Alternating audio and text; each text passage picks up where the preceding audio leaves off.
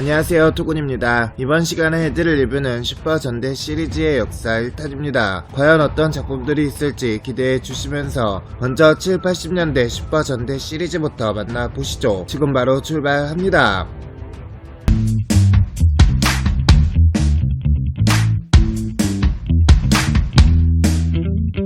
슈퍼전대 시리즈의 기념비적인 첫 작품 고레인저. 5명의 특수훈련을 받은 전사가 악에 대항한다는 내용으로 과학 닌자대 가차맨이 모티브이며 높은 완성도에 힘입어 무려 2년이라는 시리즈 최장 방송을 하는 쾌거를 이루게 되며 이 기록은 40년이 넘은 지금까지도 깨지지 않고 있다고 합니다. 또한 최초로 히어로가 죽는데 키레인저를 맡았던 배우가 잠시 하차하고 2대 키레인저가 등장하고 1대 키레인저 배우의 스케줄 문제가 해결되면서 2대 키레인저는 전투 도중 죽는 방향으로 스토리가 정해지고 1대 키레인저가 복귀했다고 합니다.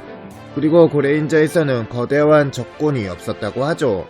슈퍼전대 시리즈의 두 번째 작품 제커 전격대. 개조 인간들의 슬픔을 다룰 내용이었지만 전작인 고레인저와 너무 비교될 만큼의 무거운 스토리는 아이들에게 거부감을 주어 시청률이 떨어지는 부작용을 낳았고 시청률 상승을 위해 미야우치 히로시를 기용해서 제 5번째 멤버인 빅원을 추가하고 이야기의 노선을 밝게 바꿔 시청률 상승을 노렸지만 순간만큼 오르지 못하고 결국 1년이 되기도 전에 종영하게 되었다고 합니다. 슈퍼전대 시리즈 세 번째 작품 배틀피버 체이. 각국의 춤을 통해 싸우는 5 전세의 이야기를 그린 작품으로 제커 전격대가 흥행이 실패한 이후로 1년이란 공백기가 생긴 덕에 다양한 요소를 집어넣을 수 있었고 거대 로봇과 거대 전함이 나오기도 하고 슈퍼전대 시리즈의 점 여간부가 최초로 등장한 전대이기도 하죠. 슈퍼전대 시리즈 네 번째 작품 전자전대 덴지맨. 덴지 성인의 후예인 덴지맨과 베이더 일족의 대결을 그리고 있는 작품으로 비밀전대 고레인저에서 채용한 다세계 전사들이라는 설정을 부활시키고 작품 내에서 전대라는 단어를 최초로 사용했고 덴지맨의 최대 특징은 최초의 변형 거대 로봇인 다이덴진이 등장한다는 거죠. 그거를 활용한 시도 디자인과 변형 거대 로봇까지 이후의 전대의 기본을 구축한 작품으로 평가받기도 하고 높은 인기와 평가를 얻어 고레인저 이후 다소 부진하던 전대 시리즈를 지금은 장기 시리즈로 만들어준 역사적 작품으로 여겨진다고 하죠. 슈퍼전대 시리즈의 5번째 작품 태양전대 썬발칸. 최초이자 유일하게 남자 전사 3명으로만 구성되어 있으며 동물을 컨셉으로 한 전대이고 3인의 액션도 동물의 움직임을 바탕으로 한 액션을 보여주고 있으며 썬발칸은 히로인 없이 3명의 전사 모두 남자인 것이 특징인데 이후 시리즈에서는 6 멤버가 반드시 들어가게 되었다고 합니다. 또한 중간에 리더인 발 이글이 교체되어 많은 시청자들을 놀라게 하였고 레드가 교체되는 작품은 선발칸이 유일하며 스즈키 프로듀서가 크게 파격적인 큰 변화가 없으면 시청자들이 질릴 것이란 이유로 극단으로 레드 교체를 결정했다고 하죠. 그리고 슈퍼전대 최초로 로봇의 합체 시스템을 도입하여 여러 개의 메카닉이 합체하여 한 개의 로봇이 됩니다. 슈퍼전대 시리즈 6번째 작품 대전대 고글 5. 이 작품은 국내에 비디오로 나온 적이 있고 태양전대 선발칸까지 슈퍼전대 시리즈를 제작하던 제작진들이 모두 주영사 시리즈로 가면서 새로운 스태퍼들을 모집하여 제작된 전대라고 합니다. 멤버 전원이 리듬 체조의 모션과 줄, 훌라후프, 리본, 공, 곤봉 등 스포츠 기구를 사용한 액션을 보여주고 이전의 전대 히로인과는 비교되지 않는 여성적인 매력을 과시한 모모조노 미키를 연기한 오오카와 메구미와 최초의 블랙 전사인 쿠로다 간페이를 연기한 하루타 주니치의 활약이 돋보이는 작품이죠. 그리고 고라쿠엔 스타디움을 들어올리며 발진하는 고글 시저의 모습이나 최초의 3단 합체도 멋있었죠. 슈퍼전대 시리즈 7번째 작품 과학전대 다이나맨.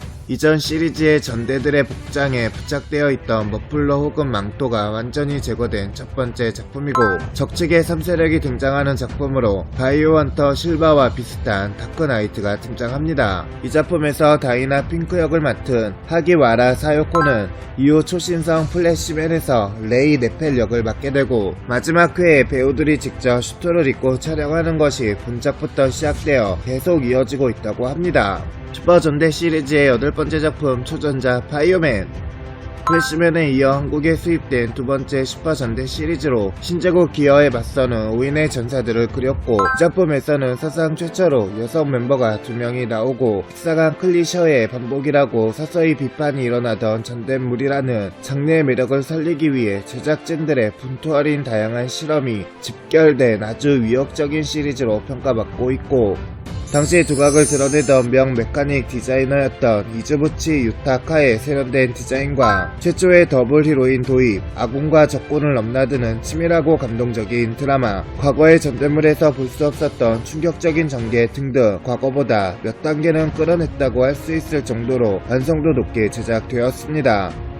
그리고 옐로포 역할의 배우가 갑자기 하차하는 바람에 급하게 교체가 되는데, 야즈마 유키라는 배우는 고아 촬영 후 갑자기 종적을 감춰 지금까지 연락이 두절되었다고 하죠. 그리고 바이오맨의 가장 큰 특징은 제3세력인 바이오 헌터로 전대물 역사상 최초로 처음부터 끝까지 그 어떤 진영에도 가담하지 않았던 적도 아군도 아닌 임무에만 충실한 제3자라는 설정을 가지고 있죠. 그리고 바이오 로봇과 비교해도 뒤떨어지지 않는 라이벌 로봇 발존도 인기가 많았습니다. 슈퍼전대 시리즈 9번째 작품 전격전대 체인지맨, 자타공인 슈퍼전대 시리즈의 전성기를 가져다준 작품으로 히어로물의 기본 철학에 충실한 작품으로 평가받으며, 역대 슈퍼전대 시리즈 인기 투표에서 비밀전대 고레인저와 함께 항상 상위권에 랭크되는 초인기 슈퍼전대가 되었고, 슈퍼전대 시리즈 중 최초로 여성 화이트 전사를 도입한 시리즈이자 옐로 컬러가 채용되지 않은 몇 안되는 전대 중 하나라고 하죠. 서로 다른 개인 무기를 합친 피니시 전용 무기가 처음으로 등장한 작품인데, 체인지맨은 각 멤버의 개인 화기인 바주카를 합쳐 하나의 대형 바주카인 파워 바주카로 만들죠. 슈퍼전대 시리즈의 10번째 작품 초신성 플래시맨,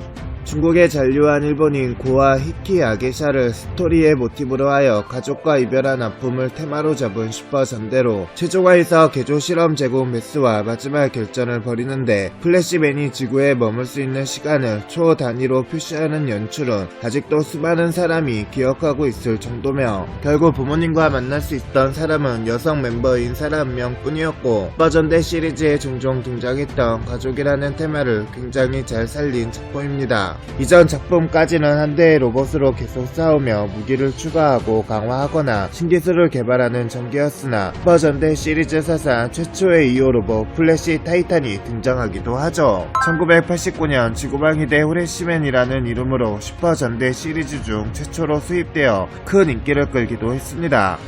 슈퍼전대 시리즈 11번째 작품 광전대 마스크맨, 이전 작들이 가족 드라마를 테마로 구성한 것에 반해 남녀간의 사랑을 주요 테마로 삼았고, 전대 시리즈에서 남녀간의 로맨스를 주요 테마와 줄거리로 삼는 것은 사실상 본작이 최초라고 할 수 있습니다. 1호 로봇인 그레이트 5는 최초로 각 멤버에게 전용기가 주어져 5기가 합체할 수 있는 로봇이자 최초로 무장으로 총을 사용하는 메카이고, 메카 액션 또한 강화되어서 그레이트 5, 갤럭시 로봇 둘 다 화려한 액션을 보여주기도 했죠. 그리고 비록 일회용이었지만 레귤러 멤버 외에 신전사인 엑스원 마스크가 등장한다는 특징을 가지고 있습니다. 한국에서는 1990년 바이오맨 다음으로 수입되었고 큰 인기를 끌었습니다. 슈퍼전대 시리즈 12번째 작품 초수전대 라이브맨, 과학 아카데미아 출신의 천재들이 대립하는 모습을 통해 무한 경쟁과 학력 만능주의에 빠진 엘리트주의 세태를 풍자하여 강도 높게 비판하였으며, 80년대 슈퍼전대 시리즈 가운데서 가장 비극적이면서도 감동적인 작품으로 꼽힌다고 하죠. 태양전대에 선발한 이후에 첫 3인 전대이면서 최초로 6 멤버가 블루인 전대이고, 그리고 신전사의 추가는 10번째 작품 기념으로 나온 기획이라고 합니다. 슈퍼전대 시리즈 13번째 작품 고속전대 터보레인저, 젊은이들의 청춘 그리고 당시 유행하고 있던 미니카를 바탕으로 한 자동차를 테마로 하고 있으며, 이 작품부터 최초로 기지가 변형하여 거대 로봇이 되죠. 1988년부터 특촬물과 애니메이션의 폭력에 대한 지적이 심해져 슈퍼전대 시리즈의 방영 시간을 바꾸는데, 광전대 마스크맨부터 시청률이 하락하게 되어 초소전대 라이브맨에서 꾸준히 하락하면서 고속전대 터보레인저 방영 당시에는 평균 3% 가까이 떨어졌다고 합니다. 그리고 한국에 수입되어 인기를 끌었는데 많은 분들이 오프닝을 기억하고 있죠. 네, 이번 시간에는 슈퍼전대 시리즈의 역사 1탄을 알아봤습니다. 여러분들이 기억하시는 슈퍼전대 슈퍼전대는 어떤 게 있을까요? 그럼 슈퍼전대 시리즈의 역사 2탄도 기대해 주시면서 재미있게 보셨다면 좋아요와 구독 부탁드려요.